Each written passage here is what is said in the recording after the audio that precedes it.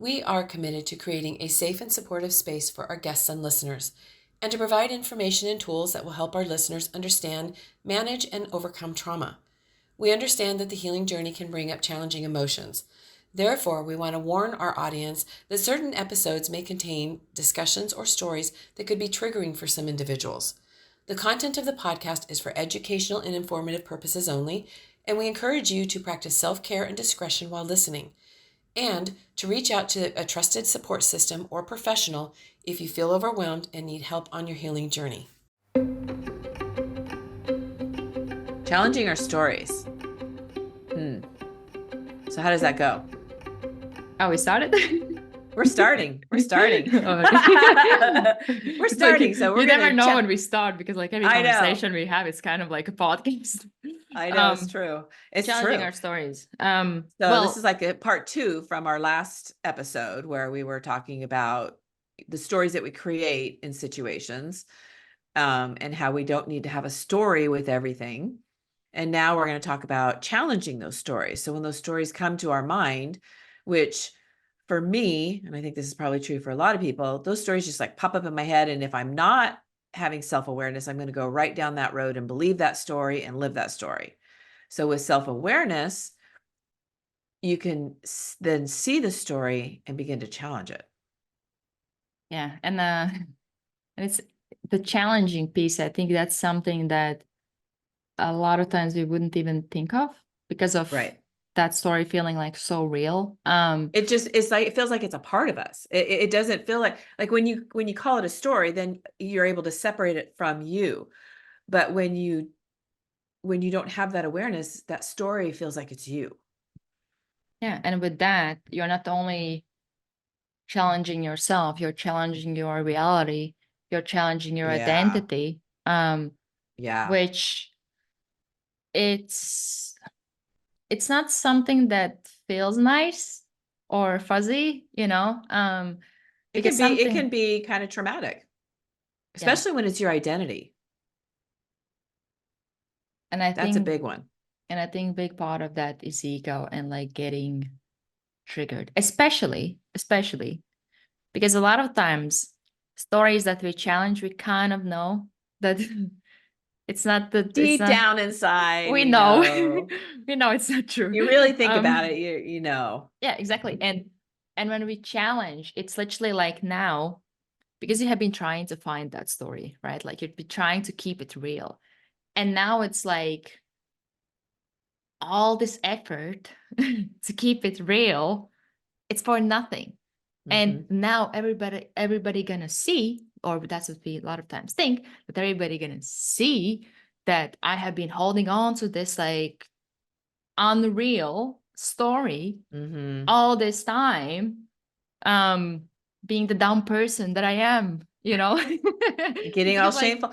And it's true, you hold on to it and you don't want to let it go, because then there's that embarrassment of realizing, that, oh, I have to admit now that that story wasn't real, that it wasn't what I thought it was. Yeah. Speaking of this, how do you think, or what can help to first identify the stories that we want to challenge? Because some of the stories, they actually are true. Some of them might not be, but even like in your experience, what helps you to identify which ones to, I have an idea of mine, but like in your situation or life or whatever, what helps you to maybe identify which ones to challenge or which ones not to challenge? Well, I'd like to say that I try to challenge all of them, but I don't. I still get lost in my stories, right? And not realizing that I'm in a story. So when I recognize them, part of what I challenge for me is looking for the evidence that makes that story true. So is there evidence that that story could be true? And then that will usually take me down the path of, okay, maybe there's a couple things, but for the most part, it isn't. So then why do I have this story then? If there's more evidence that it's not going to be a real story, then why do I have this story? Why did this story get created? Because it's almost, for me, I don't want to quite go as strong as calling it a trigger, but it's kind of like that because it's coming from something. There's a reason why we create stories, right? Yeah, well, And we are so story making machines, so we we are have to make story, everything mean something. and it just, and then we can feel settled in our brain. Oh, okay, well, that's, Yeah, you get that there's like the sense of story. certainty. Yeah, exactly. And so challenging them, and when there's not enough evidence to make that story real, then, like I said, I go on to the next. Okay, why did I create that story? What was the reason for it? Okay, before you go there, how do you know if the evidence is true or not true? Because when you have this story, you have different filter for the evidence that you're looking for. Well, you really have to be, it's a tough one because you really have to go into it. What's the word I'm looking for? Not authentic, but you really have to go into it with your eyes wide open. You really do. And do you really want to know the truth? Because if you do, you're going to get it. You're going to find it. But if you are still in that place of, well, I really don't want to because I kind of like this story, then You you're only you're want to not going know to the see the real. truth that I want to know. Right, right. Because I like this story. It feels good. And so that's really it. I mean, you really got to be in a place of wanting to be able to face the reality, face the truth that the story is not real, because then there's uncertainty. Well, if this story isn't real, then what is there? And that's where it can get like even pretty dark. Yeah. Because then you start, especially when you start to question this story, you might start to question another story, another story, another Oh, story. yeah, it will. Yeah, but like with this, one thing that I think for me has helped with challenging certain stories to some extent, um, it is external world. Because if I think something about myself and I have enough evidence, or let's say enough people tell me the opposite, if you hear it enough times, it makes you kind of stop and be like, wait a minute. Like, It should. yeah. Sometimes you're so deep into the story, which I have been for like years in whatever stories about myself, and I'm still kind of working through them. Mhm. Where I'm like, how did you know? Like, you don't really know me. You don't know my story. Which in itself, like any story that we challenge, you can literally rewrite it at any moment. Technically. Ooh, good point.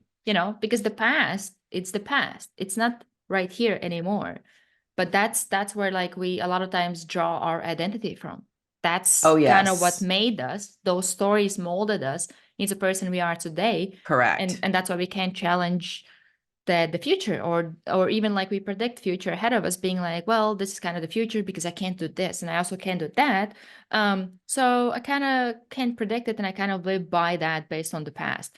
But with because I think internally it's a bit harder to even identify what to challenge, because you kind of believe everything and everything feels real until you start Yeah. to, there's like a combination of awareness but also open-mindedness and curiosity. Mhm. Because if Mhm. you are aware, you can be aware of the story, pretty much what we talked about in last episode that we did, where I'm like this because of this, and here's the whole story, and I'm aware. But it's not helping you to challenge it, because you're just like kind of, you identify the story, and that's pretty much where the whole thing stops. Mhm. But that curiosity and open-mindedness, plus getting feedback from the world outside of you, assuming that it's kind of healthy environment instead of like Yeah, I was gonna toxic. say from safe Yeah, people. because that's Yeah. how we Yeah. also create negative stories about Yeah. ourselves. Yeah. Yeah. You gotta be really um careful. Yeah. yeah, and challenging that. And I don't know, for some, even like for me with running, like that's something where when I was growing up, even like when I was in basketball, I had some kind of issues with back at one point, because I was doing like javelin and basketball at the same time, and out of nowhere Oof. I just started to get some like back pain, and I would go to doctors, and they didn't really know what's the issue or whatever. But it was so bad that I would literally, like, I wasn't able to sit like in class. I would be there for like 30-40 minutes max, and then I'm leaving that day. Like I couldn't Mm. stand, and it was like, it's not like sharp pain, it's just like Mhm. annoying kind of irritating pain. And like I remember that one of the doctors told me that I shouldn't be running. And even like before that, I kind of not hated, disliked with passion running, like I wasn't I wasn't fan of it. Like I never liked running. In basketball, it was different because you're kind of like playing, Yeah. but like running itself, just running, I was like, Mhm. it's like the sport that I would like the least. And for years I wouldn't even consider running, not even talking like long distances, like half marathon that I did. I would never even consider it. And I remember there was like one personal trainer client that I had where I created him the Ironman program. And I was like, oh, I would love to do that, but I can't run. Like I can't do that distance. For me, the story was so real. That was my reality, that it's just like, it's not possible for me. I was And so, the story got solidified by the doctor too, right? By him yeah, saying like that on top of that, and me you thinking that shouldn't I'm run. slow, and me Mm-hmm. thinking, and like for years I would be even like, I would run super early when I was training Mm-hmm. younger, because I didn't want anybody to see how I'm running, because I was like, I'm not running the right way, and Yeah. all these kind of stories, right? So all that led to reality where I was literally convinced that I will never be a runner. I will never be able to do these distances. And I was kind of like settling with an idea that I might never do like Ironman, let's say. Because that's something that that in itself, I would be like, oh, must be nice to be able to do that. I can't. I don't know yet if I can or not, but I'm willing to give it a go, which before I didn't. And then but challenging this story didn't start with this story, because this story was quite strong. It started with challenging some stories that um, wouldn't be maybe as challenging, or even some Mm-hmm. stories that I would like. Well, actually, one that was really challenging was me being able to stick to the diet or not cheat on my Mm. diet, because I would be like emotional eating, and I would be like kind of comforting myself with food, and I would be like, I just can't. Like for me, it was even stronger than running. I was like, I just can't. Like, Mm-hmm. Mm-hmm. and then I did 75 hard for the first time, and I literally did the whole 75 days. I probably did it closer to like 100 something days, but the whole time there was like no cheat meals, no nothing. And that was the first time when I was like, hold up. So That just what? blew that story out of the water. Yeah. And I was like, now I kind of don't have reason to think I can't do it, because I just did it literally like I think it was like 4 or 5 months. There was practically like no cheat meals, nothing. And I was like, there was a time when I would be like 2 days. And I'm like, let's celebrate. Or you have some kind of emotions that would trigger to kind of comfort yourself. And I remember a friend of mine who's more like a mentor to me. He said something about, many times what we do with these stories, we prove ourselves right. And he Yeah. said me like, prove yourself wrong. Yeah. With all these stories that you like, let's say in my case, so I can't stick to the diet, or I can never get in shape. But if I would look back to reality, to actual facts, ego aside, emotions aside, Mm-hmm. everything aside, if I look at the facts, did I really try?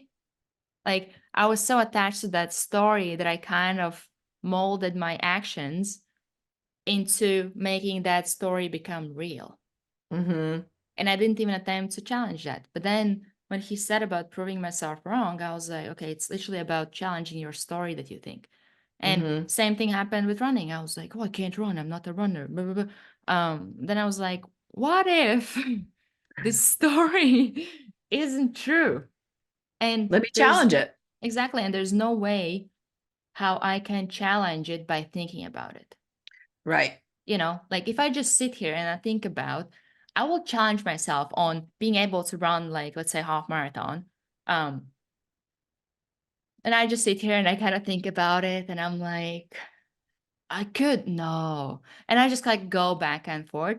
But there's no way I will change that story, because I'm not actually challenging it. I'm kind of thinking, I'm Yeah. contemplating about potentially challenging it, but I'm not Mm-hmm. actually challenging it because it's still in my mind. I haven't kind of translated it into reality through like real Mm-hmm. actions. If I want to challenge that story, because that's the thing with those stories. If I want to challenge it, then a lot of times the way we challenge it is kind of like half-ass approach. It's like, oh, I want to challenge it, like I can run. And actually, like I did some math with half marathon. I actually didn't even prepare. I think the total was like maybe like 3 months total. That you prepared for it? Yeah, because like I was traveling in between, then I got sick for Right. almost a month. Yeah. And it was like, I think it was even like less. And I still finished it. And I was like, oh, I finished second to last. And I was like, oh, I finished, blah, blah, blah. And I'm like, well, first of all, you finished something that you thought is impossible. Second, I didn't really prepare that long. I know. And considering that you didn't really, and you were really sick. I remember that you were really, Yeah, really and like sick for a month. I wasn't a runner at all. Like I Yeah. never even like trained in like running Mhm. to that extent. And that's when I was like, hold up. Not only I challenged that story, but I did it in a way that now looking back, if I would look at it from the beginning when before I started to prepare for it, I would think it's impossible. Like, no way. I have to prepare 6 months at least, which technically, I think it wasn't 6 months. It was like 4 months the whole time. Then there was like 2 weeks travel. I got sick. So it wasn't even 3 months. It was like 2.5 months that I prepared for it. And then when I kind of thought on all of that, and I think there was like 2 weeks that I was also kind of lazy. And it's like when I cut off everything, I'm like, did I even train? Like, you know? And you know what's amazing? You know what's amazing? Yeah. You had two choices before you too. You could have said, I didn't prepare for this. You could go down that list of all the reasons why you didn't train. So you know what? I'm just going to skip this one, and I'll wait for the next one. I know, but you didn't. Yeah, and You didn't. that's where also I think big part of challenging these stories. Because by the way, that story hasn't disappeared. I don't think I'm a runner. Even though you have evidence that you yeah, can run. Because in my mind I'm like, I finished second to last. You finished. Yeah, but that's the thing. That's the thing about these stories. I know. But that story doesn't have power over me anymore. That's the thing. Like it's not like not true, but it's also not true. Like it's somewhere in between where now, well, I'm actually starting to prepare for a marathon, which like I was like, oh, maybe I can do it like 2 months later than I wanted. And then I'm like, so I have this like, I just got this like huge calendar, and yesterday I put everything together, and I'm like, oh damn, I have like 4 months until the one that I want to do, and I'm like, am I just counting myself out early? Is this kind of the story that I'm going through? Where You're I'm starting like, to build a story by looking at it's the like calendar. Exactly, you create this like assumption that, well, I can't prepare in 4 months. Like, and I'm like, how can I know that? I haven't tried. Like, and that's the thing with this challenging is that many times we think we know ourselves or we can predict ourselves, but all of that is based on the past. And the best way how to start and continue to challenge those stories is through decision making different kind of decisions, and also assuming that at the end of the day that story might be true. Like like in my case, I am not even considering winning half marathons, because I know that where I stand with when it comes to like running, like I don't see myself getting there. I don't know, maybe this is also me putting something on me, I don't know. But even with that, I'm okay if that's the case, because there's certain things that I already have proven to myself that before I wouldn't even consider running. And now, like I literally said to my friend, even before I did half marathon, I was like, okay, if I finish half marathon, I'm probably gonna look at half Ironman. Because now something that the missing piece was running. So like in half Ironman, you finish with half marathon. And I'm like, okay, I know how to swim. Like I can figure that out probably. Bike, I ride a bike. I might not be super fast, but it's also something that I can work on. Running, it was like always the reason why I wouldn't even consider it. Now that I finished half marathon, I'm like, it's now becoming reality because that third piece that was impossible, I just did it. Yeah, you just proved yourself wrong.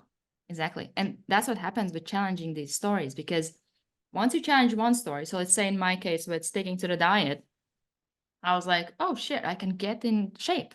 I can actually stick with the routine and I can stay disciplined for long periods of time. And now with that, going into marathon, or like, let's say at that point, it was half marathon prep, I don't challenge my ability to stick to the plan, even though I didn't necessarily stick to the whole plan, but I didn't feel like I can't get to that point because I don't have discipline when it comes to training or diet, because I just proved myself a few years ago that that's what I can get done because I just did it. So that story in itself, it doesn't become objection when it comes to this. There's something else that might be objection, but that story now has like less power to stop me. And that's how it is with all the stories. It is. And let me ask you this, because the first time people start challenging their stories, recognizing them and challenging them, and then realizing, whoa, that story's not real. How in the world, like, what do they do from there? I mean, in some cases it would be a relief, right? It's like, oh, okay. But then wait a minute, because like you said, you can believe that story to the point that it just becomes a part of you. Right. And a lot of times, and I'm referring to like a lot of the old stories that we have, right? Not necessarily a new story that you're creating right now, but an old story that is such a part of you, that when you start to see it, because I actually went through this myself. I call it deconstructing my life. I'm still going through it. There's still parts that I'm seeing. And I guess I can answer my own question, or I do want your feedback too. But it's like, there's a moment that you're like, okay, so then what is the story? Like, what I'm hanging here in limbo, and it's honestly, it's unnerving. It's very unnerving. And what I love that you say often, and you said it earlier, is being curious. And we've talked about replacing judgment with curiosity, because we can go into that. It's scary. So then, for me, there's a few times that, because it was part of my identity, it was frightening. It was like, okay, well then what am I? Who am I? Like, and so it is unnerving. Yeah. And I would say that rarely it's a relief because of that attachment to that story. If there's an attachment, there's not a relief.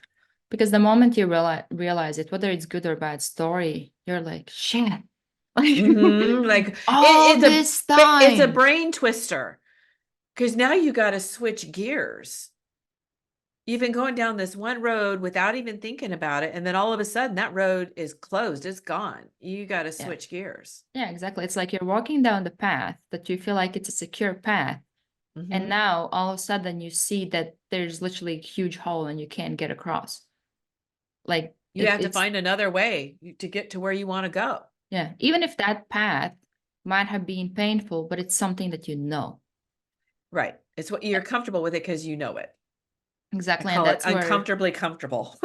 Yeah, exactly. Or comfortably uncomfortable. And all of us, to some extent, we are comfortable in our suffering, even though at any moment we kind of can let it go. But we don't have to suffer. But who am I without suffering? Yeah. Because that's my identity. That's the only thing I know. Right. Who am I when I don't have to stress all day about everything? Or beat myself up? It's true. And in my case, it's interesting because I just remember at 19 feeling like, I don't like the way I feel. I don't like the way I feel. And I'm trying to find a way to get whatever this is in me out. It took me many years, but I lived a long time of suffering. And I didn't have as much, obviously, self-awareness as I do now. I knew then that there were moments of suffering, for sure, a lot of moments of suffering. When I look back now, I was in complete suffering. And it was my identity. And I'll tell you, and I think I don't know if I've shared this story with you, but I know I've shared it on the podcast before, is I had this very special woman in my life that that I used to go over to her house, and we used to do Bible studies with a little small group.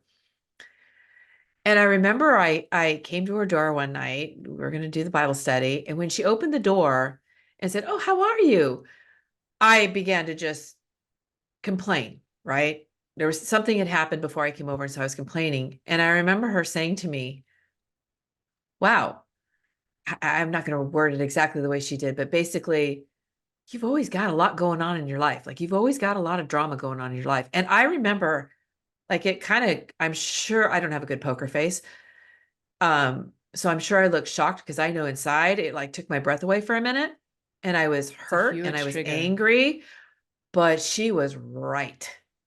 She was 100% right. And I knew in the depths of me that she was right, but I didn't understand the link between that depth of knowing that she's right and getting to that place of where she's right. There was such a mess in between of me being in my stories, me being in my drama, me being in a victim mindset. And at the time it hurt, but I am so glad that she said that to me because obviously it still profoundly affects me today. And it took something like that to kind of snap me out of that. Because like we were talking about before we started the recording, is I have a tendency to put my head down and just go. And every once in a while I put my head up to see kind of where I'm at. And then because I'm not competitive with others, I'm competitive within myself. Or you're trying to prove something to yourself. Totally. Absolutely. And so without her saying that, who knows how much longer I would have kept going. Because it took a while, of course, and years of change. But throughout the years, as I would begin to heal and I would begin to realize this stuff, I would go back to that moment and go, she's right. She's right. And today I sit here and say she was 100% right in saying that to me. And I have thanked her for it actually over the years for it. This actually is really important to kind of point out, that speaking of external feedback, a lot of things that we kind of already know in ourselves that we try to hide because to some extent you already knew whatever she was telling. Yeah. Whenever people call us out, which it depends on delivery, but a lot of times people who call you out, they actually care for you. As much as you don't want to think that, but they actually care Yes. for you. They want the best Yes. for you. Mhm. But that aside, the moment she called you out, and I have had people call me out as well, that hurts. Like It that does. hurts. It's like, Yeah, it's like a punch exactly. in the chest. Oh, Yeah, but it wakes you up. it does. And this is a place where you can either hurt you or have that door of opportunity open. Because if you are, well, awareness is pretty big here because you have to be able to stop and even consider, is what they're saying, well, first, do they care? True. Do I feel like they care about me? Let's start there. Do I feel like they care about me? Or do they want me to be better or do better? If the answer is no, they might be trying to hurt you unintentionally or like without knowing it. But if the answer is yes, then in that case, it's like stopping. And of course, the delivery is not always something that we all master, but still, regardless of how nice the delivery is, as long as it's triggering and it's hitting something, it will hurt. And just sit in that for a minute, pause and think, like truly think and kind of like look in the mirror and ask yourself, like, are they right? Is there even, Is there any sometimes, truth? yeah, sometimes people exaggerate a bit, but is there at least some piece of truth in what they were saying? And I actually would have missed so much growth if I didn't listen to some people who called me out. And because like in the moment, you kind of want to react back. But then when you know that something triggered you, something hurt you, that there's a lot of times that hurt, it kind of identifies that there has been truth that has been said. In so many cases, in most cases, I think for me, when somebody calls me out on something and it kind of stings, At this point, I know that there's probably some truth to that. Well, there's something to it. I mean, if it's something that is like that, there's something to it. Either, like you said, either they're a type of person that is purposely trying to hurt you, which we're not talking about that, or they're speaking some truth. And sometimes it takes them delivering a message like what she did with me, which was very blunt. She was not rude. She was not, Yeah. she was very blunt. Yeah, And, just straight up. and in the moment I thought, she's right. I do have a lot of drama in my life. And that's why I'm mad. But, but then I got, well, you got to listen to me. You got to hear the victim mindset. You got to hear what's going on. Everybody's got to hear what's going on and feel sorry for me. Yeah, that's I how you would remember get that's kind the of mindset I had. significance. Right. And she was 100% right in stopping me in that moment, because I put my head down and that's what I was focusing on, my victim mindset. And it Yeah. wasn't good for anybody. Yeah. And here's what I learned about these kind of people who call you out, who actually care about you. That's actually the most selfless thing they can do, because what they're doing is they're calling you out and they're literally risking relationship with you because they don't know how you're going to react, because Yep. that must hurt.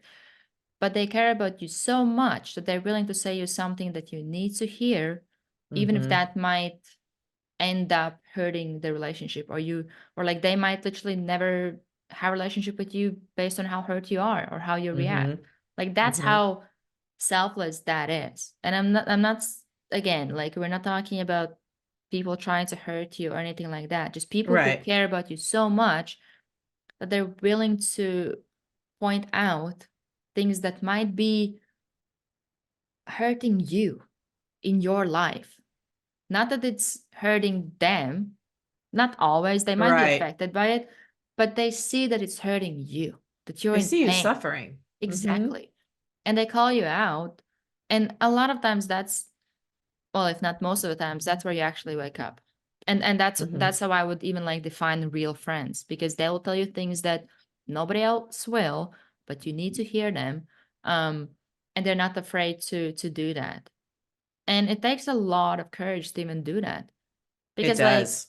for them, they might actually be afraid of your reaction. And that's a lot of people don't tell you. A lot of times we have all these people in our lives who are kind of our friends, but they tell us what we want to hear. Because they're afraid to kind of have confrontation or conflict or whatever. But how much is it actually helping you to grow, to get better, to even like build connection with them? Because then you're kind of like tiptoeing around each other and you're like kind of trying to be on good terms and say them whatever and there's no real connection there, and there's no It's enabling behavior. It's unhealthy. It's not helping anybody. Yeah, and it's not real support, at least not the way I see support. Because real support is somebody who is literally willing to do anything, including losing you from their life, just to help you get better. Yeah.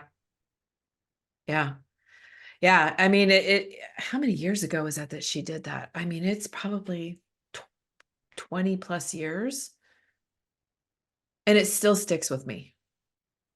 And it was definitely a point where I looked and went, "Ooh, I got two paths in front of me. Which path do I want to go down?" Yeah, and you can apply it to literally like even that lesson. I think that the big thing why we remember those is because you get triggered in that moment and it's strong emotion, and that's how we kind of create memories. There's emotion attached to the event. That's how we can remember it, and that's actually how I look at it's kind of like real life academy, learning yourself, because then you have all these lessons packed within the emotions that were triggered within you, and you can go back and you can kind of revisit them. Because like I remember so many moments when I would get triggered and I'm literally close to crying and I'm like, but they're right. And you don't want to admit it, but you know that they are right. And it actually takes a lot of even like courage to set your ego aside and not only admit that they're right, but ask them like, what do you see that I could do?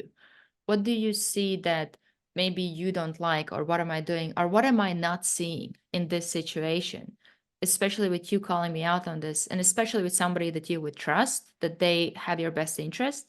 And just And that is such a scary, scary place. Yep. That is a really scary place, and it does take a lot of bravery. And It's scary, but it gets to a place where it's not scary, because it does. you get more secure with yourself. You It's do. not And on that, and I was just going to kind of go there in that, it'd be real easy when you have that recognition of, "Ooh, they're right and I'm wrong. I've been going down this road." It is real easy to go down the road of beating yourself up, and that you cannot do that. And yeah, and also you think what they think about me. They have been seeing this all this time. They have been judging it's me. embarrassing. There's Yeah. shame. There's, you start questioning yourself, and that's all normal to feel all those, but you can't stay there. Yeah. And, I know the people in my life, I mean, I've gotten to the point where even when I feel the shame, I push through it, because there's really, in my opinion, and this is only my opinion, there's no good thing in shame. Shame is really to just hold you back. And so I don't know exactly how I've done it, but I've been able to work through a lot of shame, because I carried so much shame for so long and beat myself up and heard that voice in my head that was just so vicious. And again, we need to set judgment aside, and we need to go into it with curiosity. And you've taught me so much about that. And that by being curious and just ask yourself a lot of questions when you're in that moment of, why did I go there? And why did I think like that? And why didn't I see you? And those are questions. They're not necessarily judgment. You're questioning, not, why didn't I see that? Right? It's like, Yeah, why just didn't trying I to see understand. that? Yeah, trying to coming at it with an understanding will keep you from beating yourself up. And it is a process, and it is a training, because I still work on that. It's not near what it was, but sometimes it'll pop in my head, and then I'll remember I did something, and their shame will rise up, and I'll go down that road, and I stop myself. But it's really curiosity, so that you can learn from that experience and not experience it again Yeah, the exactly. same. Because you will never be able to block shame out of your life. Like, you will feel it at one point or another. You will get embarrassed, or something will happen, or something gonna say something that might trigger that embarrassment, or like shame, or anything like that. But it's really, even as you feel it, allowing yourself to feel it. It doesn't mean that you're now this like Yeah. terrible person or anything like that. You're ashamed, and you're a human, and that's fine. Like, Oh, such a good point, though, saying that you know, need to feel it. You're right. You yeah, are so right. yeah, and because it's and I literally had a conversation with my friends where shame is the lowest emotion, pretty much. There's Yeah. guilt, and then there's shame as the lowest. Yeah. Um, Guilt is not a terrible, out of balance. It's terrible, but it helps us. Shame. I don't feel like shame helps us at all. yeah, I think I think it was shame that I was either learning, or somewhere I heard, or maybe it was on your podcast, I don't remember, um, about like shame having that, um, its purpose is kind of making us fit in society, because then you learn the boundaries of, this is good, this is bad, this you can do, this you can't do, Yeah. which it can go to extremes, especially going through like trauma.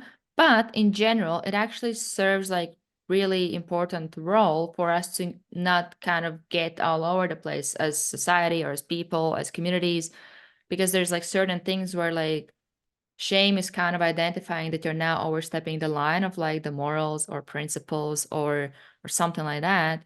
um but I think when it gets challenging, where we now start to add all these like meanings, or even like we don't, which we naturally don't want to feel it, or we try to kind of do whatever to kind of avoid it, not to feel it, Mm-hmm. because it feels like bad. It's not the fun Mm-hmm. emotion to feel. You're Mm-hmm. just like, you feel so small, powerless, and just like terrible, really.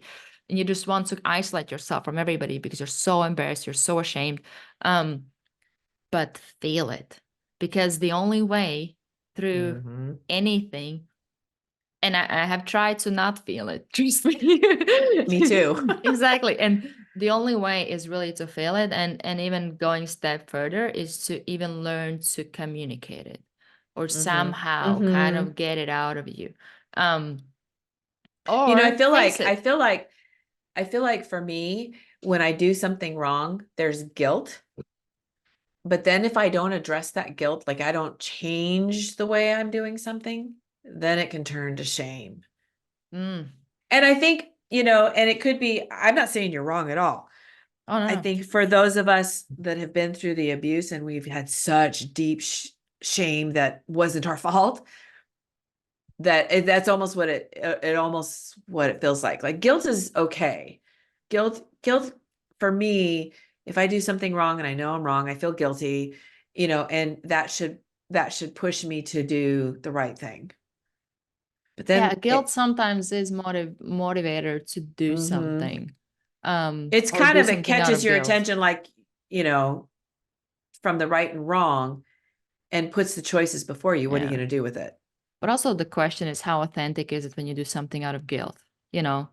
Um, it's kind Yeah. of like you're doing it, but you're not doing it because it's authentically something you want to do. It's just because you feel like you're kind of feel guilt is kind of like guiding you that like you should be doing Yeah, it should be it. authentic. It should be an authentic change, absolutely. And you can feel it. You know, I mean, I've had guilt where I've How do you authentically feel it? changed.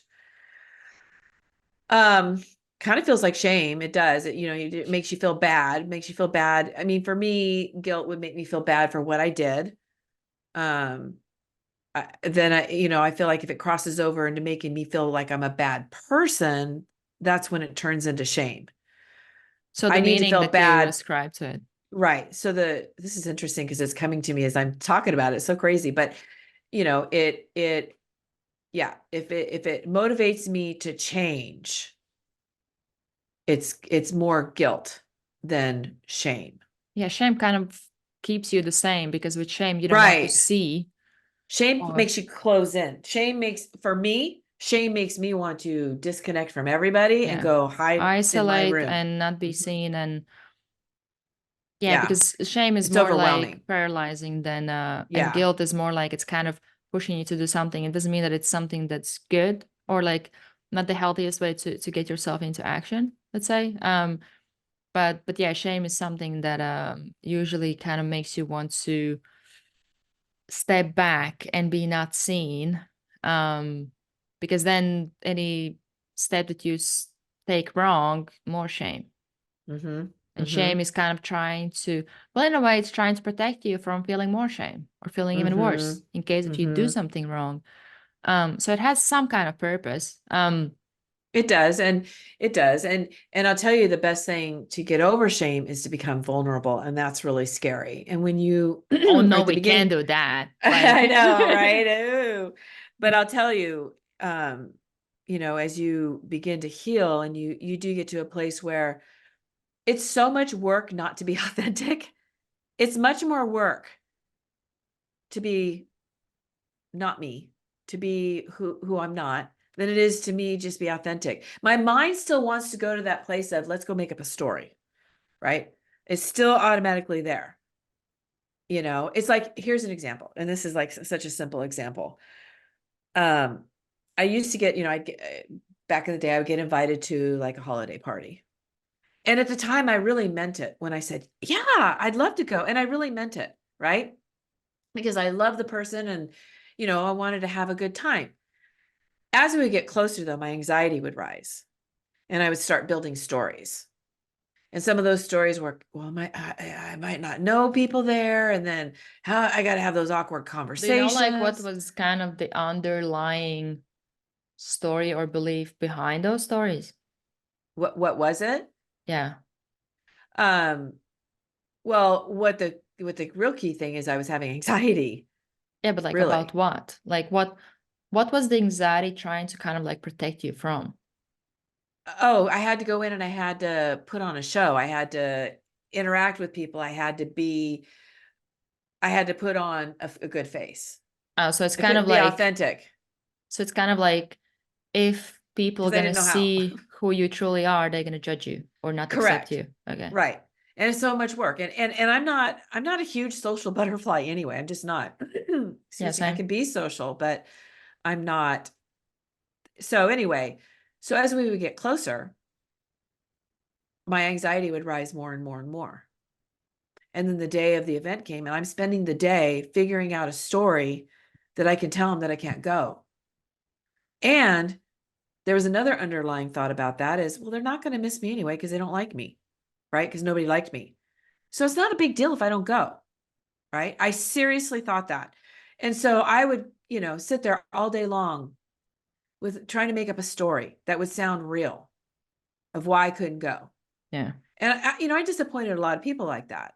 And now I'm careful about the things that I commit to. And I commit to them, and then I stick with the commitment unless I get really, really sick. What helped you to Obviously, change that story? it's too much work. It's too much work to come up with stories. It's too much work to do that. And so, and I got Sometimes tired it of can be as simple as you getting tired of them. getting tired of the bullshit. Yeah. And I got tired of hurting people. I realized that, oh no, I guess they do like me and they do want me there, and I'm hurting their feelings. I'm not Okay, so being very nice.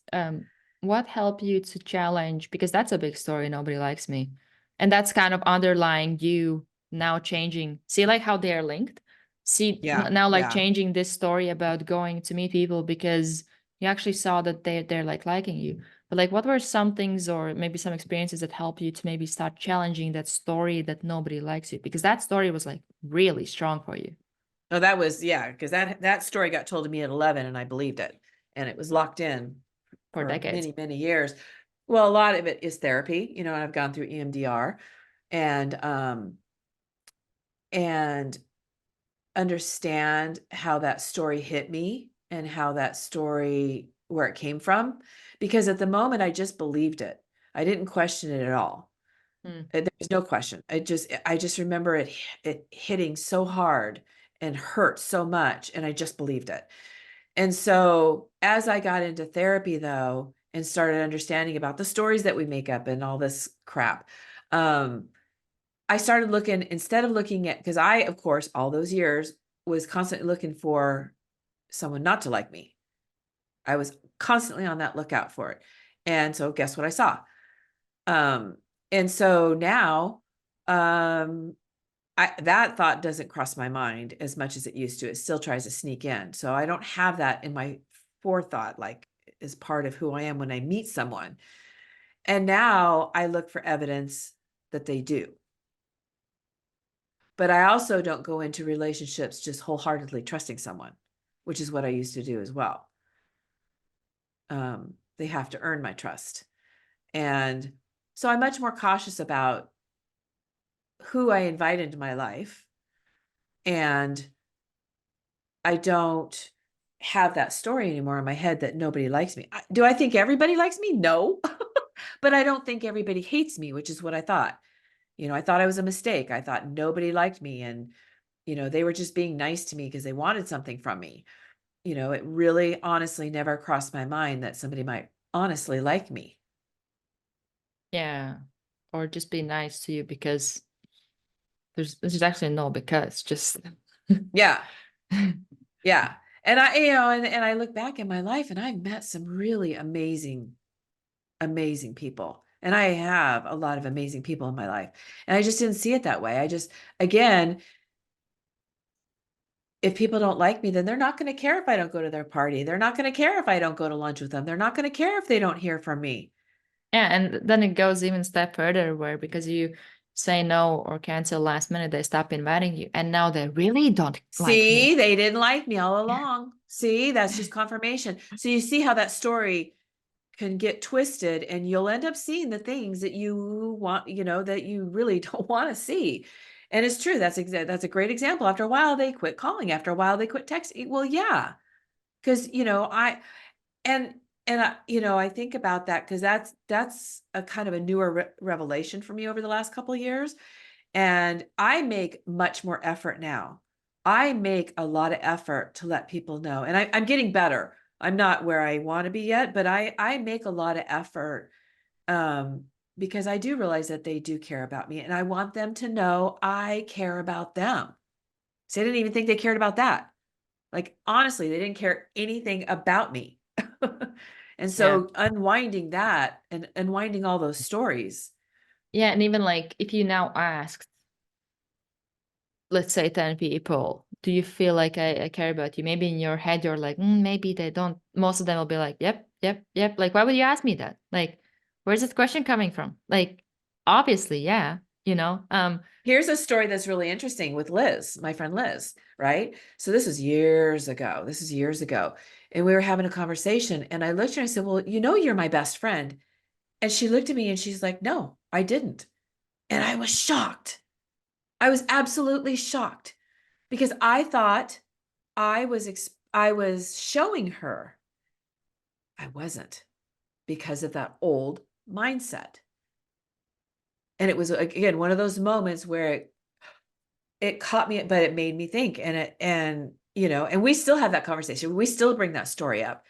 And both of us, like, she was shocked that I thought that she was my best friend. And I was shocked that she didn't think I thought that. You know what I mean? It Yeah. was shocking for both of us.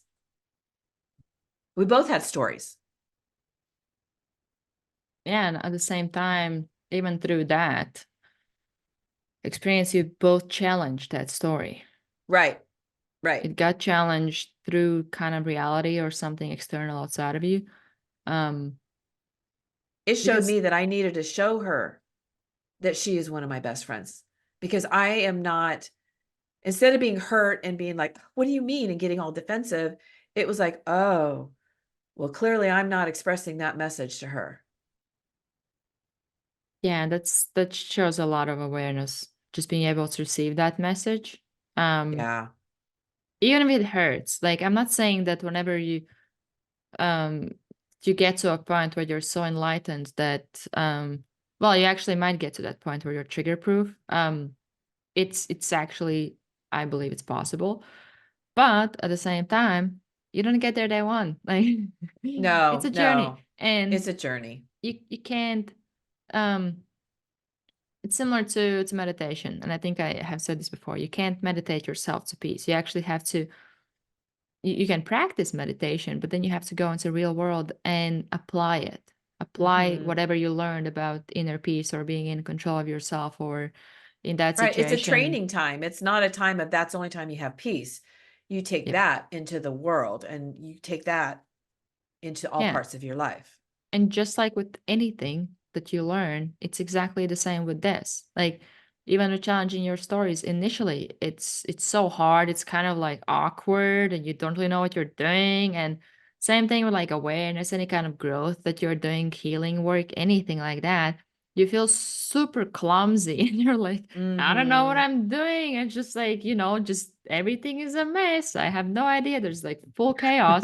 Um, Yep. but like, Where do I start? exactly. And I can guarantee you that if not everybody, that majority of people go through that. There's no way how Yeah. you can go through healing or self-development or growth like super neat, super clean, everything is perfect, and I just went from this point to this point. Just something that you see a lot online when people talk about their Yeah, transformation. just do this. And I call it like spring cleaning. It's going to get real messy before it gets cleaned up. And that's what you have to dig up a lot of that stuff. And you do have to grieve. You do have to work through your Feel. emotions and feel it. You do. I mean, I had a situation a couple weeks ago that was really painful. And my old way of doing it would be to stuff those emotions and make sure that nobody knew that I was upset. That was my thing. And my thing is I don't want anybody to see me upset because I don't want them upset. So I wouldn't show my emotion. And I just realized, I can't stuff this. I'm not going to stuff this. I'm not. And I cried. And, my husband came over to me and I said, I just need to cry it out. I need to let this out. And he just held me and let me cry. And that's what I needed. Instead of doing what I used to do is stuff it down to make sure everybody else is really comfortable. And it's not like I would go in the bedroom and cry all the time. I would just stuff it. And now it's like, no, in the appropriate setting, I need to release these emotions. Yeah. And don't make it mean anything. Right, It's right, just exactly. emotions. And trust me, the thought that goes through my head, it used to go through my head, and I know I've heard this from other people, is but if I start crying, I'll never stop. No, you will stop. You will not lose control. If you do, it's gonna be for a moment. Here's You're what gonna feel helps like you're not out of to. control. Here's what helps not to get down that route, because I would have that. And I remember there was a moment of awareness that I reached when I was crying once, that I would cry, and all of a sudden, because you're kind of in this dark room and you have all these like negative thoughts, they start to kind of Mm-hmm. circle around you. And the moment you start to attach or catch one of them, it kind of Yeah. starts to bring you down. And now you're like, because as you're in a bad emotional state, you can have some bad emotions come up, and they trigger you to think something else about yourself. And I'm also this, and you start to go even further. And I'm Mm-hmm. also this, and they just keep coming up instead of. And that was like huge awakening for me when it comes to crying, at least. I started to see them all, and I was like, they're just thoughts. They're not true. They're just thoughts circling around. And because I'm in negative emotional state, they're more likely to come Yeah. up. It's kind of Yeah. that emotional state is triggering them, and they want to kind of Mm-hmm. challenge you and be like, oh, actually, you're pretty shit at this, you're bad at this, and actually you're a victim. And like, nothing is going right in your life, and you will never find this, like you will never find like your love, and you will never get in shape, and you will, all these kind of stories that I would have, right? Stories get bigger when you're tired, or you don't feel good, or you're in a Yeah, down for me state. it's like definitely They get downstate. bigger. And but what it really is, and the way I'm looking at crying right now, is that it's just like a release of emotion. As long as you And you look at need it it. as, it's pretty much like your system is just cleaning out, especially Yeah. something that has been stuffed down for like Mm-hmm. years. It's just cleaning it out. And for me, I just like, I take a cry, and then if I see that there's something more coming out, or like I had like, I don't remember when it was like last few weeks, I had like a big cry. And I was like, oh, I want this to stop. It's like everything is just like, and I think there's like one small thing that I wrote in a message or something that triggered something in me emotionally that was just like, okay, it's time to come out. And I'm Yay. just sitting there crying, and I'm just trying to work, and I just can't. And my eyes are like all sore and red. And I'm just like, it's not just like crying, it's like ugly cry, like really Yeah. Oh, yeah. Yeah. Yeah. ugly, Oh, you yeah. know? And I'm just sitting there, and I'm like, oh my gosh, like this is longer than usual. There must be something big there.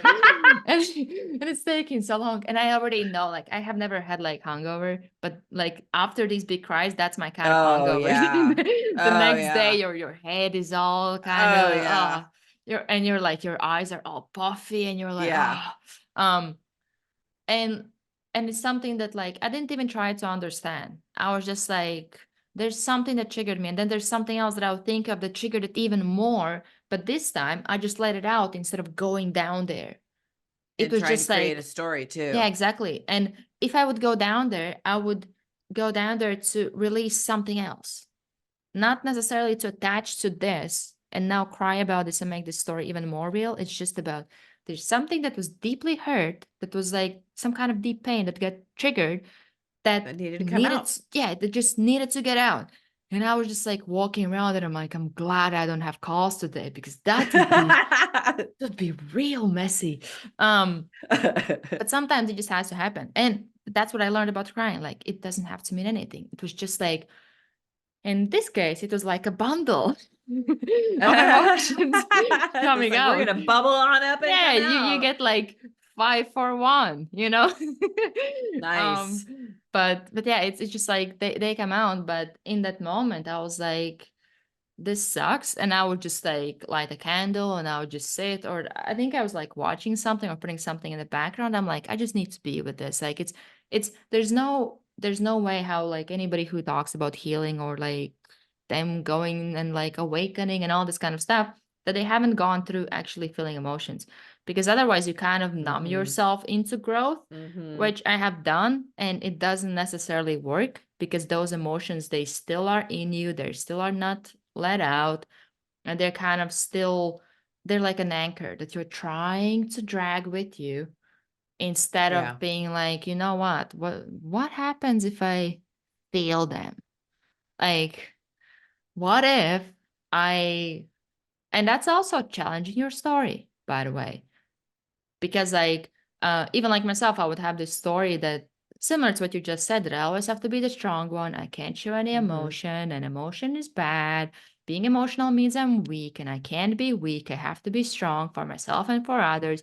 And you kind of carry that story with you, and you don't even allow yourself to feel, which, surprise, surprise, is impossible. We're humans. You're So gonna feel it one way or another. yeah, sooner or Mhm. later.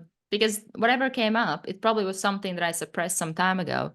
But now, instead of making that mean something, oh, I must be this terrible person and I will never this or never that, or I was just like, there's some emotions that need something get triggered. It has to come out the moment it's come.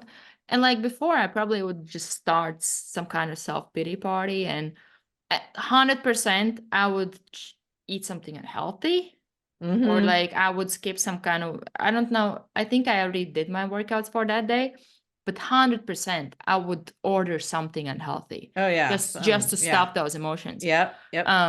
But this time I was like, nope, like, because one of my current rules is no, like, I don't eat after 8, and I'm like, Mhm. shit, it's I know. after 8. So, Yeah.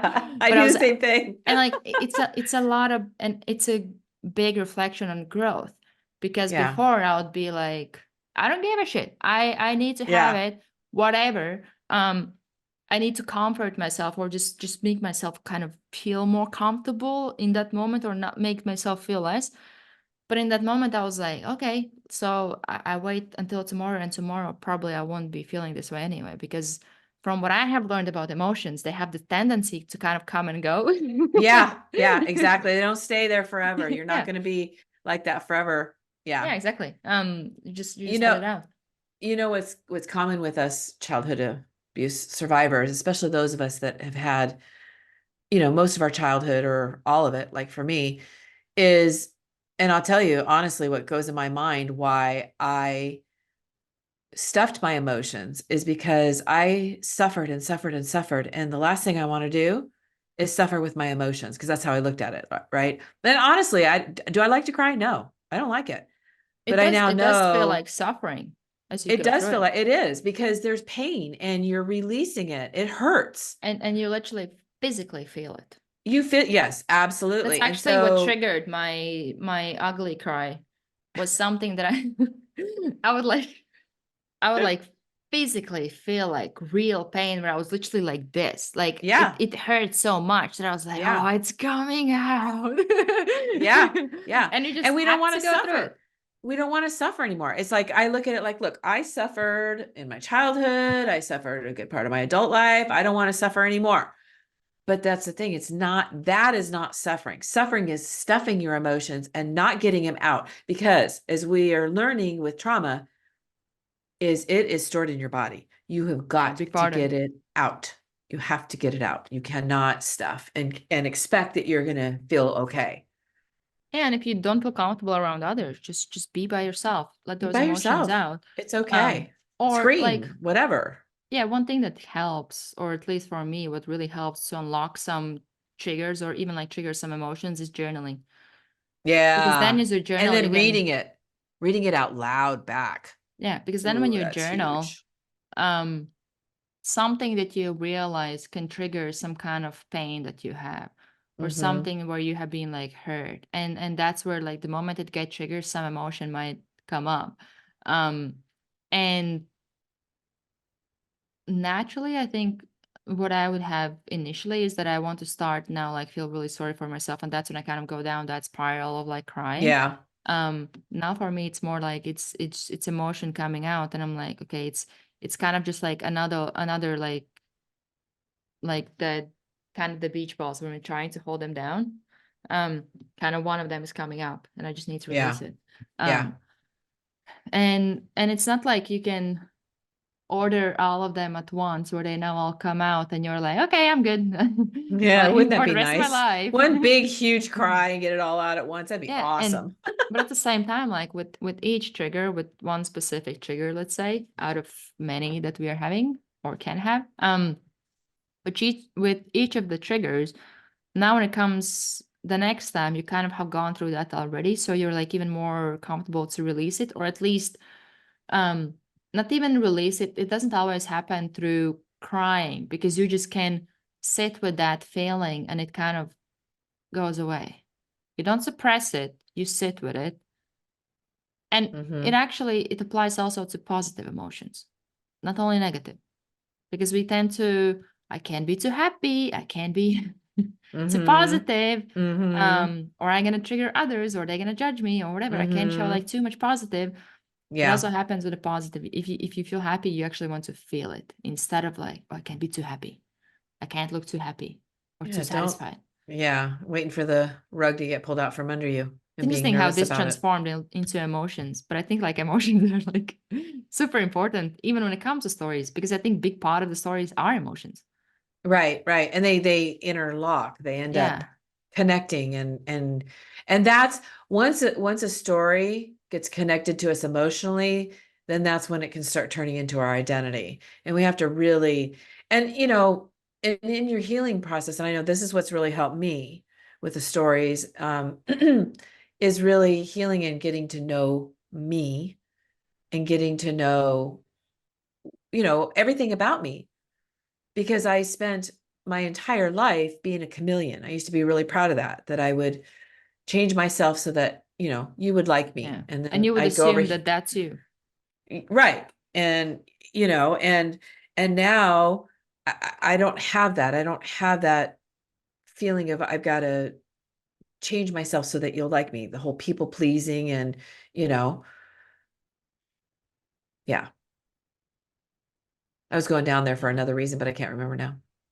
Yeah, even like challenging that, well, challenging your story partly is challenging your identity. And I think that's Yeah. where it's important to, and this is kind of going a bit deeper maybe, but even like understanding that whatever you think you are, you might like, you can actually change it if you want at any moment. Like, You can change your story. Absolutely. You yeah. absolutely And have with the that, your power. identity, like you literally Yes. can, in a way, you have pretty fluid identity.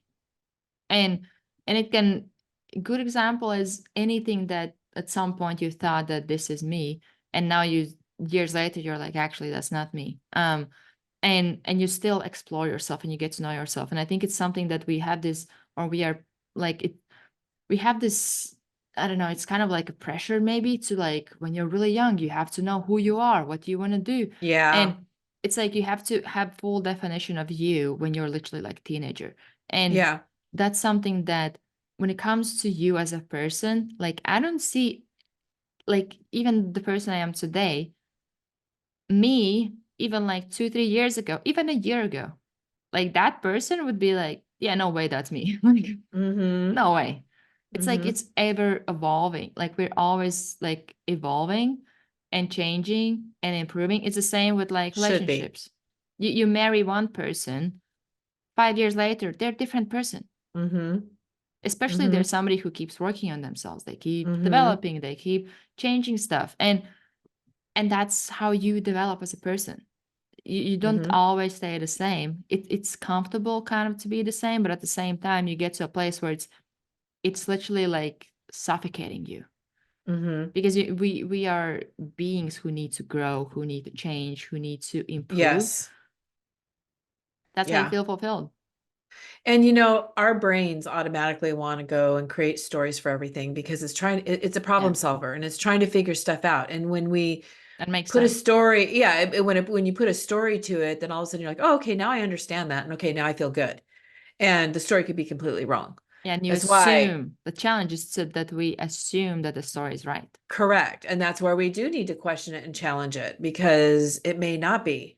And you may not have a story that goes with that. You may not have an answer, and you have to be okay with that. And you just have to tell your brain, look, I'm good. We're safe. We're good. Yeah, We're okay. We eventually don't need you a can, story. yeah, and eventually you can start to build your own story.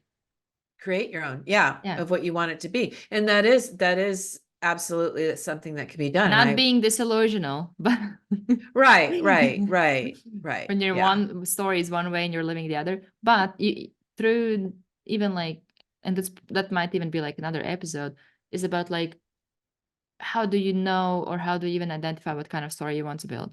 Because like one thing is to challenge your Yeah. stories, but then in most cases what can help is to slowly start to form and create a new story in place of the Yep. old one. Otherwise, like Yes. if it's empty, there will something will fill that space.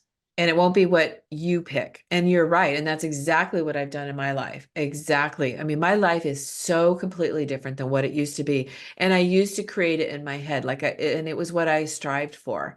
And actually, the life that I'm living is even better than what I had imagined at the time. And big And part of I've it is had your story changing. my story changing, my healing, my growing, and, pressing on, has definitely made a difference. Because I know of people in my life, and the one person who obviously has not grown at all. And this person is older than me and behaves like they're in high school. They have never changed the way they behave. And I think we all know those people. And it's really interesting to see that. And they completely lack any kind of self-awareness whatsoever. And they literally are behaving just like they did when they were in high school.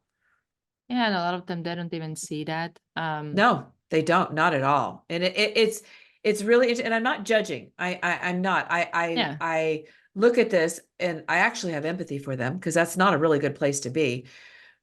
But also, why? Because I just looked at myself that at such a young age, I didn't want to live the way I was living. Yeah, but like you had pain for where you were living. So pain, and that's something where like a lot of people kind of want to promote motivation for change and good emotions.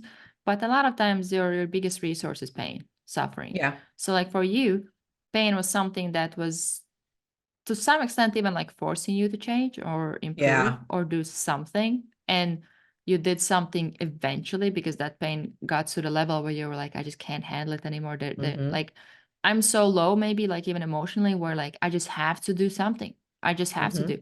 And Yeah. and there's like two ways how we change. It's like one is through that pain where you just get so low and you're like, I just have to do something. There's like, or you get some Mm-hmm. kind of something that is like a huge wake up call, which Yeah. sadly, like a lot of us, we have to get to that point for anything to change or for Yeah. us to consider any change. But the other way is like through glimpses of awareness, where Mm-hmm.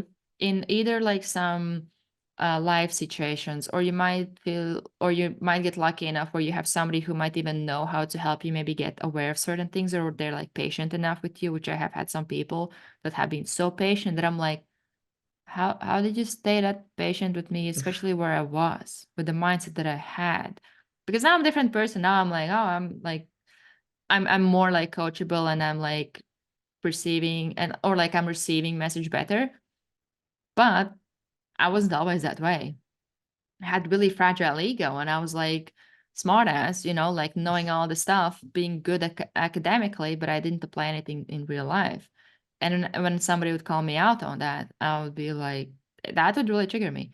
And it took a while to actually change that, and Mm-hmm. kind of even see that it's not really that applicable in real life. You knowing stuff and not acting on any of it. It actually doesn't make you smart. It's making you book smart. You know stuff, but you don't Right. really understand it until you have You're lived not it. applying it. Yeah. Because it's a whole different world once you start applying Yeah, it. and you get like whole different understanding. Like you can't even compare it. Like Mm-hmm. I would so even like time wise, if I compare now, even like last year, because I have made like so many different actions and went through exposure therapy by putting myself in certain situations that before I would Mm-hmm. be afraid to put myself in. I probably in last year had grown like more than I had grown in at least like 3 5 years. Easy. Just through especially first 3 5 years in my self-development, mainly because I would actually go and do stuff. That's actually Mm-hmm. why I'm picking up reading a bit more, but I would read like maybe 10 pages a day. Before it would be like you just read and you read and you read, because I even had some habits, read 2 hours. And now I'm like, I could have done so much in those 2 hours and learned so much more. Not like saying anything bad about books, because I Right. still love to read them. But a lot of times we kind of escape in them. And that's where Oh, yeah. And and that's what I said at the very beginning about changing your story or challenging your stories. You can't challenge them just sitting in four walls, being comfortable reading a book. Mhm. And that's even message to my old self. Like it's not just just to the audience. Like that's literally what I needed to hear. And Mhm. somebody had to like literally call me out day to day, being like, listen, you might know a lot of stuff, but you haven't lived it. So do you really know it? And Mm. and naturally, that's something that hurts because you're like, but I thought I'm smart. Yeah, I read all these books. Yeah, exactly. But then I started to understand, I even changed the way I look at books because now I read completely differently because books are like manuals for life. Whatever topic you're reading on, they're manuals. They're not just like information that you consume and you're like, okay, finish the book, Yeah. put it in shelf, next. Um, there actually are manuals. So like whatever you read, un, until you apply anything that you have read from that book, it literally was a waste of time. Mhm. Like you Because might you have know it, some, but you're not yeah, you living might it. know it, you might have some realizations, but what will you do about it? Like even, Mhm. I don't know, social anxiety or something like that. I would read a book Mhm. and I realized, oh, about something about me. I don't have like specific example, but let's say whatever. I realized something and I'm like, okay. And now I go in real life, I don't apply it. I don't change Yeah. anything. It's like I Yeah. can understand it, but that's where I can even, to some extent, even get more stuck in that story Mhm. and don't challenge it because the main thing that I have seen that actually works with challenging your stories is the action. Is taking different Mhm. decisions, different actions, because that's how you actually challenge it. Correct. It's the only way how you Right. challenge it. Right. And that's how you're going to have that moment of realizing, oh, God, I've been doing it all this way this whole time. Now I'm doing it this way. And that's the right way to go. You're not going to Or know it's that just like unless you another try it. way, and then you try it, and you're like, okay, this didn't work. Let's try another one. And also, like, don't beat yourself up for doing it one way for however long. Mm-hmm. Instead, similar to what you said, or I think we talked about it before recording, about like celebrating that, oh, I caught myself, let's say 2 years in instead of 5 years in. So Right. now I can Right. pivot and change something and see if that Mm-hmm. works. And I Mm-hmm. think it's that kind of I don't know, that idea that you need to find like the right answer, the first Mm-hmm. attempt, and if you don't, then you're like complete failure. And it's like it's so weird how not enough people talk about how we all have no idea what we're doing. Like, like we True. pretend we pretend that we know Yeah. what we're doing or what we're about and all this kind of stuff, but we're literally just like kind of doing stuff and figuring it out. Like that's what it Yeah. is. Um, And and that's okay. It's okay to take a step and it may not be the right direction. It's okay. yeah, and that's the point. It's like even with that, is there a right way?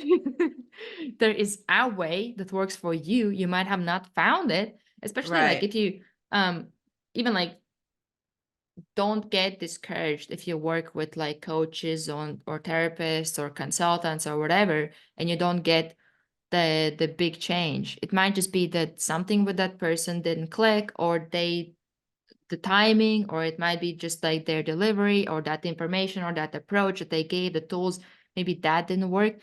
Just like keep looking. Like there's Mm-hmm. and through doing that, you actually are still growing. It's not like because we have this Yeah. expectation that I just gonna go to a few sessions or whatever and my life will be Wouldn't completely different. that You be know? nice?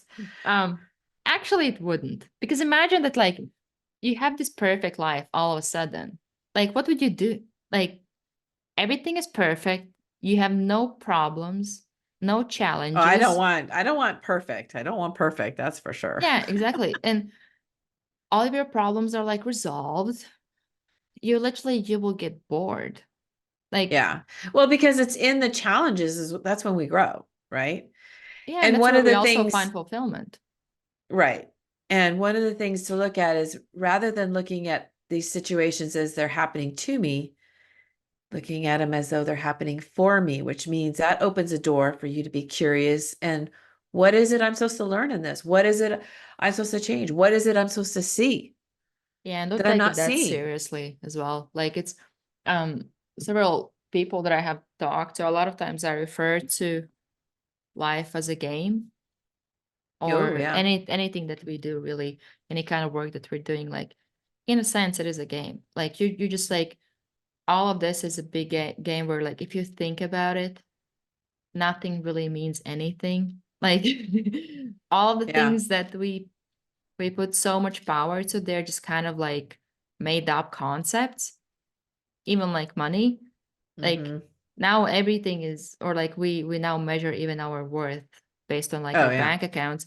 And if Yeah. you think about it, you now decide how worthy you are based on like a piece of paper or like a number that was like, it's like a concept that was created. Like it literally, if you think Hmm. about it, it kind of means nothing. um What happens if it all goes away? yeah, and then when it all goes away, then it's, who are you, what's your worth, like you're Hmm. nobody. You start to have Hmm. these, all these stories. And like Hmm. that's where it's really really important to kind of be on this, even to some extent, never ending journey of trying to understand yourself and build stronger relationship with yourself and stronger connection with yourself and get to know yourself better. Because that's literally all you have, Hmm. and you will always have you. And it's either you are, Can't get away from yourself. exactly, and I've tried. that's where you can and that's where you can try, or that's where you kind of have this choice of whether you are your ally and supporter or your Right. enemy. And Right. I've said it we, before, we need to be our own best friend. We really do.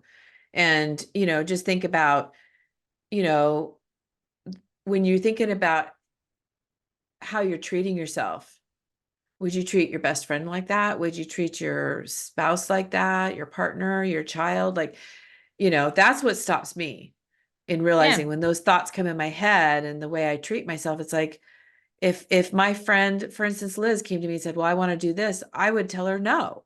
I wouldn't want her to do that. So why am I okay with me doing it to me? what's interesting thing that people can think about. I heard Alex Hormozy talk about the way he's deciding who to be friends with. And he said that there's like a statistic that for you to build the kind of like strong friendship, you have to spend 80 hours with that person. Now the question 88 is hours? 80. Oh, 80. Okay. Um, now the question is, how many of us actually have spent that time with us? Yeah. Not this just being by ourselves or just scrolling or whatever, but actually spending time with you, getting to know Yeah. you, because that's how Yeah. you become your best friend. What you were talking about, you actually have to get to know you. Yep. Yeah. You're not watching TV, not on social media. Everything has to be shut off and you have to just sit alone with yourself and think, what is it I like? What is it I Yeah, discovered things like I love history. And honestly, in high school, I hated history. yeah, same. I just hated school. That's what it was. That's what it was. It was just, I struggled with school because of that time in my life. It wasn't a great time. And now I love history. I'm fascinated with it.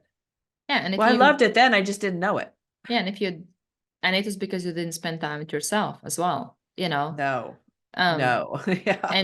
and when you spend more time with yourself, you learn all kinds of things about yourself. Like for me, um, I was literally talking to somebody and I was like, oh my gosh. So like I realized that I had these like kind of like periods of my life. So there was one when I was like really into baking. At that period I baked like at least 100 kinds of cakes.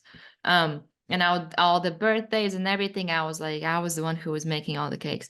And for me it was also like, if it was cheesecake, I was like, it's too easy. Like it's nothing. Like usually it would take me like 4 to 8 hours, and I'm like, the harder the better, like the more interesting it is. Wow. I would go like real deep into this. Then I had this like time when I was like doing a lot of handmade stuff, different kind Mm. of earrings and different kind of things made with hands and stuff like that. Um, then I got into one point, I got like masseuse certificate. I just randomly Oh, signed up.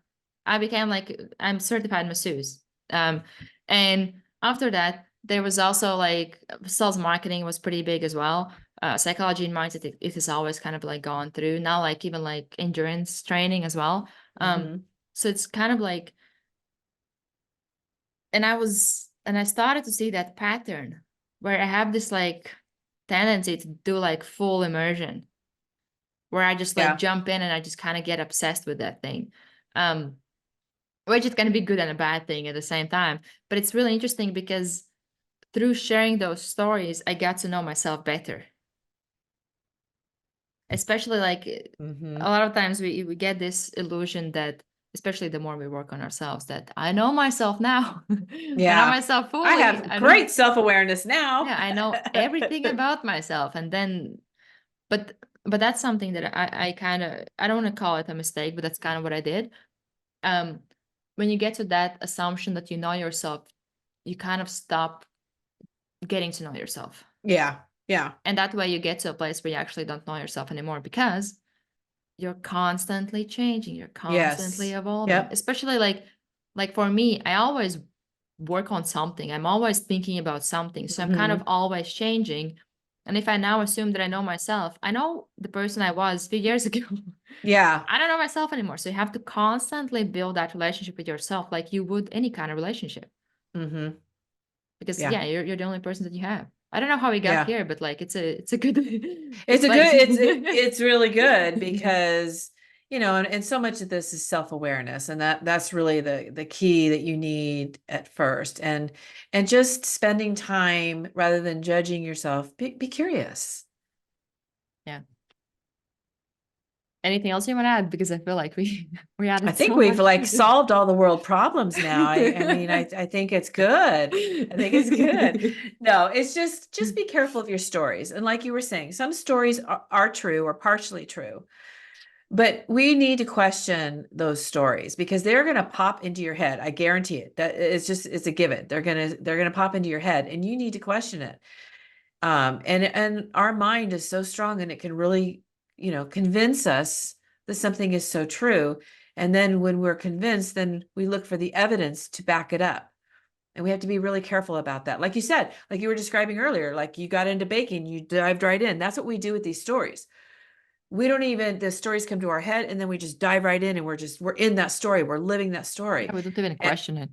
and we don't even question it. And part of it is, I mean, the first thing is, again, you have to have the self-awareness to even catch those stories.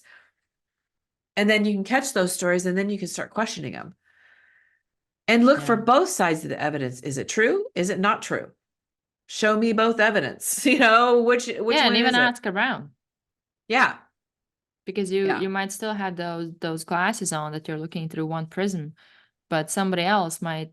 And I have done this a lot of times where I have this whatever story and I tell somebody about it and they're like, no, it's not true.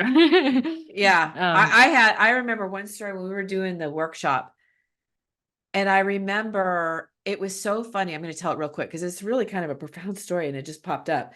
So the workshop, the childhood abuse healing workshop, was at my house, and it was me and another woman named Beverly, and then we had a third person. Her name was Bianca, and she was kind of our prayer warrior. So she didn't really say much in there. She did a lot of praying and stuff.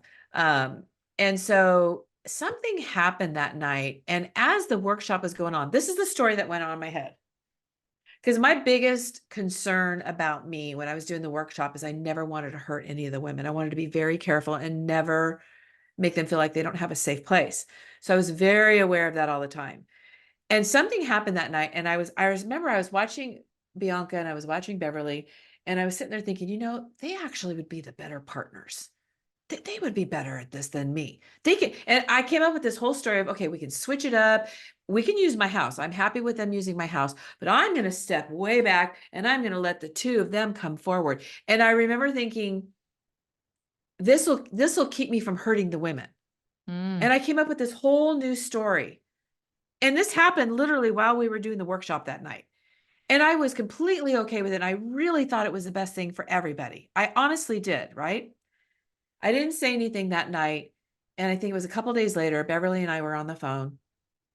And I said, okay, I'm going to throw something at you. And I said, I want you to just hear me out before you say anything. And so I told her the whole story, and I got done and she was crying. I'm like, why are you crying? She says, you have no idea what that's like, that story that and she's talking about the story that I had made up. And we talked about it, and she made me see the light. And I could see that story that I went down that road, and it felt so real. It felt so real. And like, and once it was exposed, then it didn't feel real at all. Yep. Then I could see it for what it was. Yeah, but also that story probably wasn't about not hurting them, but them not judging you, or not Me even staying like under the hating radar. you for hurting them. Yeah, not being seen and not being like, yeah, because like for me, that's one thing that I understood even about kind of like achieving success and stuff like that, where I would be like, there's kind of something that I'm like slowing down, or like I consciously slow down, or I kind of, and I would have these like, and I was thinking why, that like example of curious why. And I'm like, okay, one of the things is that like I'm afraid to actually have that, because I would believe that, oh, I don't deserve it. Or the other one would be that I'm afraid to advance so much that I'm alone, that like others don't keep up, and I'm completely by myself on the level that I get to. But then, and it was like happening throughout that day. I had like few conversations, and I was kind of like pondering on it. And I was like, ah, shit. So I understood it's just me worrying about what others gonna think. Yeah. That's what it is. Like, Yeah. it's nothing more than that. It's not, well, those were like pretty decent, and probably they have some valuable reason why I had them. But beneath it all, it was just me caring too much about what others gonna think about me. Yeah. Because like with going certain way, you will have to make certain sacrifices, and not everybody will like that. And I'm somebody who wants to be liked. I'm always the peacemaker and all Yeah. that kind of stuff. Yeah. So I'd be afraid of what others gonna be thinking Yeah. if I now go all that way, Mhm. and kind of like do my thing, be my Yeah. selfish person, Yeah. which all of that, it's a story. Like, Here we it's are. just a Here we story. are. It's just a story. Yeah, that's what we need to call this. It's just a story. Yeah. It's just a And once you story. realize that, like, I was like, oh my gosh, no, not this. Like, I would kind of like be, Yes. I was like, I was hoping to have this like huge realization of like what really is the real reason. And then I'm like, oh my gosh, I just care what others think about me. And then like when you realize it, you understand that like it's, well, people will think something about you regardless, Right. No matter what, you could Yeah. be, yeah, they're going to think what they're going to think. You cannot change what they decide they want to think. Yeah, which is easier said than done. But Yeah. once you start to even like, and most of those realizations, you need to have them for you, not for others. We think it's also Yeah. for like others, but it's actually for us. Because then once I understand it, I'm like, okay, let's challenge that. Me caring about what others think. Why do I care? Why is it so important? Is it important, or do I think it's important? Right. Even that we can challenge. I'm not saying that I want to get to a point where like I don't give a shit. Right. But even that we can challenge that and be like, why would that matter so much that I would consider slowing down my growth and development, which in kind of big picture it can end up helping more people. Like Yeah. Yeah. See, that story doesn't line up. It yeah, doesn't line exactly. up. And then you kind of challenge whatever story you have, and it's not like there's any meaning in any of them anyways. Whatever conclusion you get to, it's still a story that you come up with. You just came up with story that might be more beneficial for you instead of whatever story is not serving you, because all of them, they don't mean anything. It's just a story. It's Even just if a it's like a story. positive story, It's negative just a story, story. all of it is just a story. Everything is, yeah, to some Yeah, extent, just know everything that is meaningless. your mind does that. It's geared to do that. And you need to be empowered and question it. Yeah, exactly. Whew, this was Oh, long. I know this has been a good one Anything again. you want to add as we close up? No, I thought I was trying to close up and then I came up with another story. So Then there's like, we just yeah, we we can keep doing this. We keep circling. No, just challenge, slow down and listen to what is going on in your head. slow down and pay attention to the thoughts that are coming in and question them. Yeah, and give them Question space them. as well. Mhm. Give yourself And, you space know, to hear them. if you have a tendency to look at the negative, or, you know, your brain is taking you always to the negative, stop and go, let me look for something positive. Let me look for something that will line up with this, you know, that's good for this story, you know, something positive, and not Yeah. always something that's going to line up with your negative story. You know, let me look for something that's going to prove my bad story wrong. Wrong. Mm-hmm. Then you just keep playing that game. Yeah, I Mm-hmm. think this is good. Hopefully Yeah. helpful. Well, it should be Yeah. helpful. Yeah. It would be helpful for me like some years ago for sure. I know. I wish, oh, tell me. I wish I had all these podcasts years ago Well, when that's I why you're was, doing it, you know? yeah, exactly. That is the number one motivator, is get this stuff out there so other people Yeah. don't have to suffer. Alrighty. Oh, I forgot. Happy New Year. Oh, Happy New Year. That's You know, like right. we haven't had episode, so in New Year. So Happy That's New Year, right. everybody. Happy New Year. Yeah, that's right. Our first one of the year. Yeah, exactly. Nice. Yeah, well, on to more. And if you have any like questions or comments or any more topics that you want us to Yeah. kind of talk through, let us know.